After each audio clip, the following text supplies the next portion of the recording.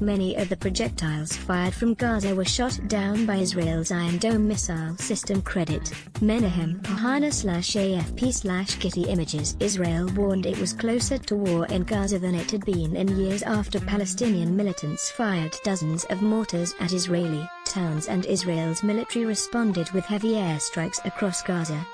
In the most serious exchange of fire between the two sides since the end of the 2014 conflict, Israel's military said waves of missiles were fired out of Gaza into southern Israel. At least 3 soldiers were wounded. One shell fell into the yard of a kindergarten, spraying the front of the school with shrapnel. Israel accused the militant group Islamic Jihad of doing most of the shelling, but said Hamas, the Islamist faction which controls Gaza, also participated in the attack. Israeli jets struck more than 30 Hamas and Islamic Jihad bases across Gaza in response, the military said. No injuries were reported in Gaza from the strikes. The exchange of fire comes after weeks of heightened tensions on the Gaza border, where Israeli forces have killed more than 100 Palestinians during protests. Most of the dead were unarmed, but some were engaged in bomb and gun attacks on Israeli troops. Although neither Israel nor the Palestinian factions are believed to be looking for a full-blown war, the shooting raised concerns about an escalation of violence that could send both sides stumbling into all-out conflict.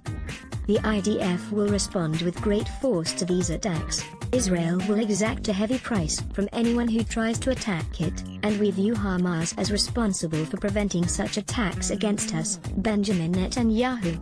At Netanyahu, May 29, 2018. Israel Katz, the Israeli intelligence minister, said the country was closer to war with Hamas than it had been at any point since 2014.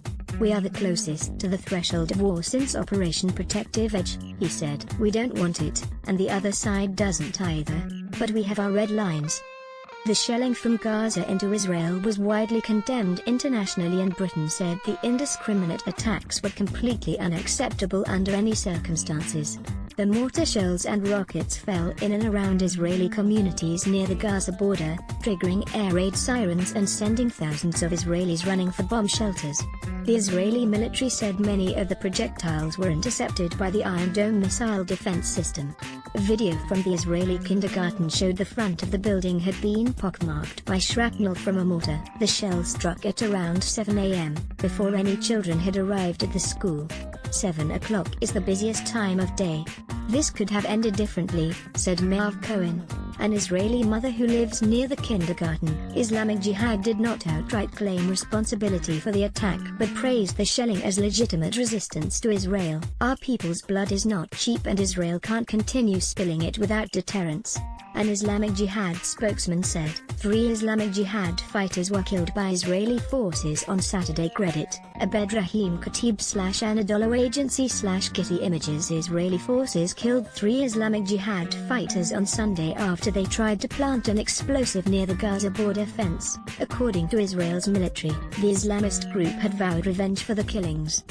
Israel has a policy of holding Hamas responsible for any attacks coming out of Gaza, regardless of which group actually did the shooting. We know that Hamas controls the Gaza Strip and is able to control what happens, said Lieutenant Colonel Jonathan Conricus, an Israeli spokesman. He said Israel was not looking to escalate the situation and that the ball is in Hamas' hands as to whether the fighting would escalate. The Israeli military said the 107mm mortars fired by Islamic Jihad were supplied by Iran, which has long funded the group as a proxy force against Israel. There's no doubt that the Iranians are involved. The question is how much and at what volume, Lieutenant Colonel Conricus said. Israeli warplanes struck more 30 targets across Gaza, including the U-shaped tunnel, which went from southern Gaza into Egypt and then bent back into Israel. The military said 10 such tunnels have been destroyed in the last 6 months, according to Israel. Hamas and other factions have refrained from firing rockets into Israel since February, but there has been a spike in shooting in recent days. On Monday night, heavy machine gun fire from Gaza hit a house in the Israeli town of Sderot. Alistair Burt, a Foreign Office minister, was in Gaza on Tuesday and condemned the Palestinian shelling. Indiscriminate attacks against civilians, especially those that risk killing or injuring children, are completely unacceptable under any circumstances, he said. I condemn the rocket fire from #Gaza into Israel today. Indiscriminate attacks against civilians, especially those that risk killing or injuring children, are completely unacceptable under any circumstances. Alistair Burt, at Alistair Burtook, May 29, 2018. He also announced a UK aid package, £1.5 million to help hospitals in Gaza treat the wounded. 13,000 people wounded during the last 2 months of protests on the border with Israel. Separately, Palestinian activists attempted to sail a flotilla out of Gaza in defiance of Israel's 10-year blockade of the Strip. The Israeli Navy intercepted the flotilla and detained 17 Palestinians on board.